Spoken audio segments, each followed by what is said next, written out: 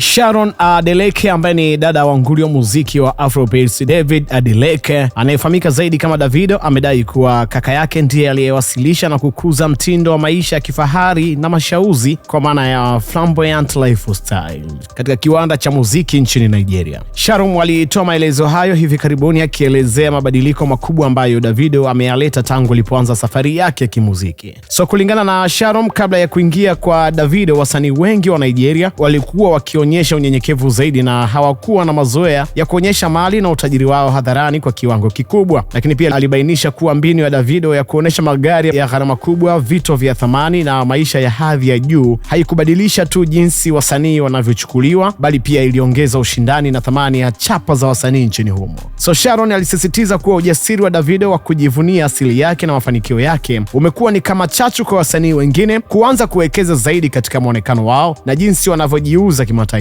Aliongeza kuwa mtindo huu umesaidia kufanya muziki wa Nigeria uonekane wenye mvuto na nguvu zaidi machoni pa dunia, huku ukivutia makampuni makubwa ya kibiashara kufanya kazi na wasanii wa ndani. So kauli hii ya Sharon imepokelewa kwa hisia tofauti na wadau wa muziki, huku wengine wakikubali kuwa Davido kweli alileta mapinduzi ya picha ya msanii tajiri, lakini pia huku wengine wakiamini kuwa wasanii wa zamani pia walikuwa na utajiri wao, lakini kwa namna tofauti. So hata hivyo, ni wazi kuwa ushawishi wa Davido katika masuala ya fashion na maisha ya kifahari bado ni nguzo muhimu katika mafanikio yake makubwa duniani. Niwekee comment yako hapa na uniambie ambacho kinazungumzwa na dada wa Davido kina ukweli kiasi gani. Story imeandikwa na Next Moko, inaitwa VOS Voice of Siraji. Usisahau kutufuata Instagram, Facebook, X, zamani Twitter kama Makini Media.